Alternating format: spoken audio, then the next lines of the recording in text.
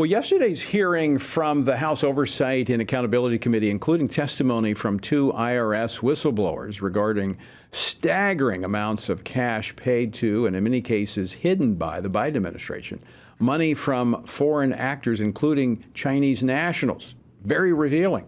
So what were they buying with those millions of dollars? And considering the Biden administration's soft approach on the Chinese Communist Party, are they getting their money's worth? In short, do we have a president that's been compromised by foreign dollars?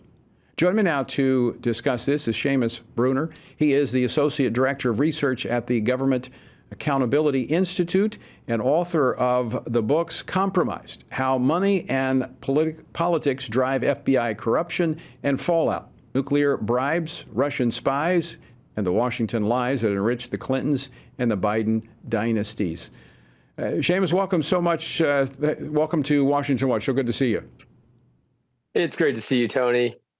So I want to get right into this because throughout yesterday's Oversight and Accountability Committee hearing, we heard IRS whistleblowers confirm the staggering amounts of cash received by Hunter Biden and the Biden family, including payments from Chinese nationals.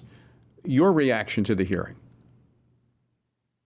Yeah, well, we learned kind of what we've known all along in some senses, that this was never about Hunter Biden. It's not a Hunter Biden scandal. This is a Joe Biden scandal.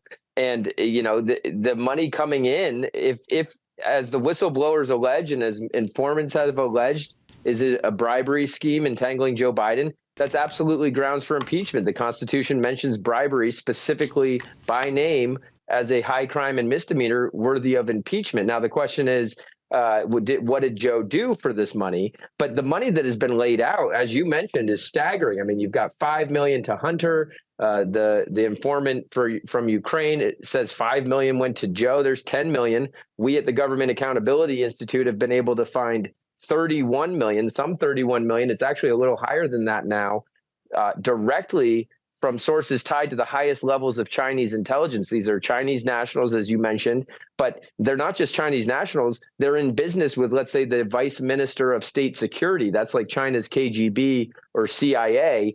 What are these people tied to Chinese intelligence paying tens of millions of dollars to not just Hunter, but also Jim Biden? That would be Joe's brother, his wife, Sarah Biden, Joe's sister-in-law. You've got at least 7 other Bidens who have taken money from China or some form of a gift. So it's a family business. And what is the family business selling? They're selling access to Joe. And if they're selling policy, that's bribery.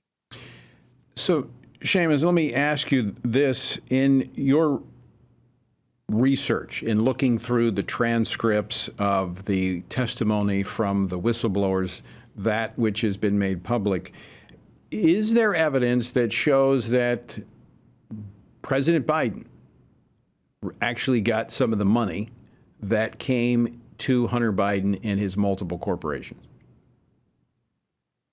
In roundabout ways, yes. We have found that Hunter Biden acted as a pass-through.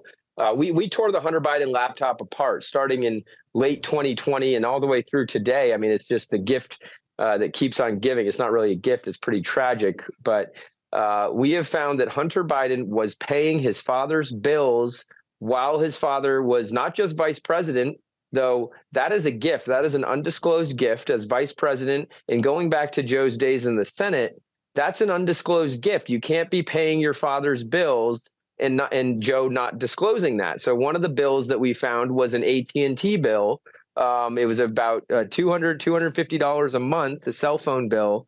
And this is an undisclosed line. So it's kind of a twofold scandal. One, you have the undisclosed gift, and Hunter in one of the text messages on the laptop says, "I've been paying my father's cell phone bill for 11 years. And this is also, by the way, not Joe's primary cell phone. He's got his main cell phone, but then he's also got this sort of secret cell phone paid for by Hunter, not actually just paid for by Hunter, paid for by Hunter's business, Rosemont Seneca, which is the business that took a lot of the Chinese and Ukrainian money.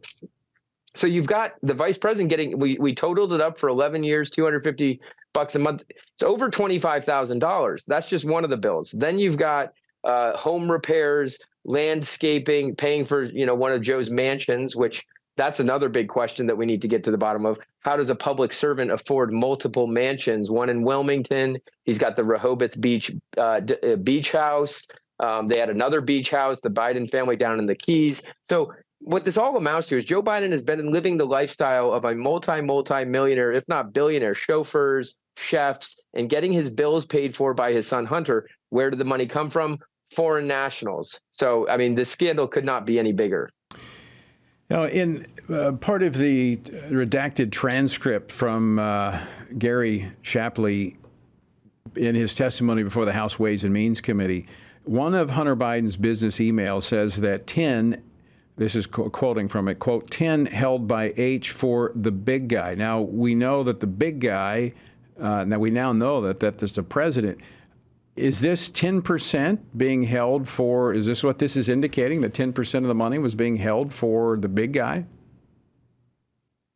Yeah, that's absolutely right, Tony. And it actually comes from one of the whistleblowers, Tony Bobulinski, who came forward, turned over all of his text messages. He was a Biden business partner. So, I mean, you've got all these messages from Hunter to Tony Bobulinski, discussing business arrangements, talking about how much money they can make off of this Chinese energy company called CEFC. That's tied to the highest levels of Chinese intelligence. And the 10 held by H for the big guy, Tony Bobulinski, has testified both to Congress and to the FBI, who covered up his testimony, by the way. But Mr. Bobulinski says that Joe Biden is the big guy.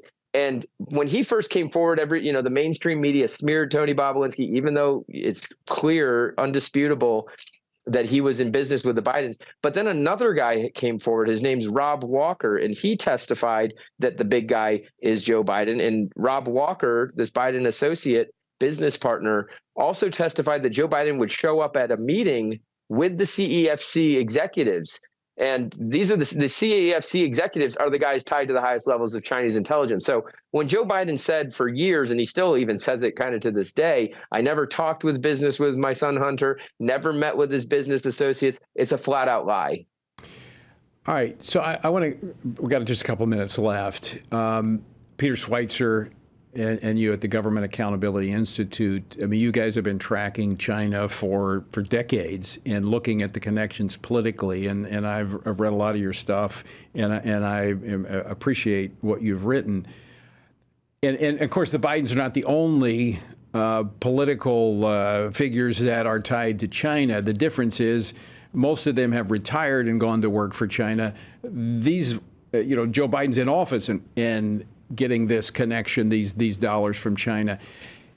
Do you believe that Joe Biden has been compromised by the Chinese Communist Party? 100%, without a doubt.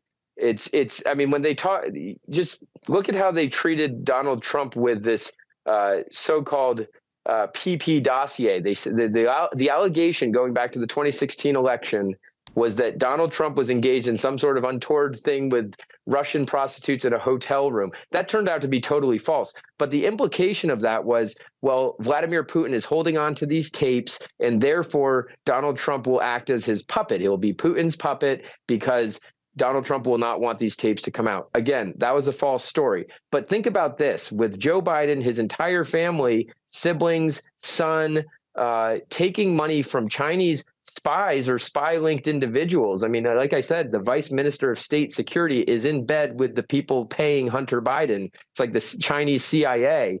And when they're sending millions of dollars and a diamond and forgivable loans, I mean, credit cards, they would give credit cards to Hunter Biden and Jim Biden that they could just use these credit cards preloaded with $100,000.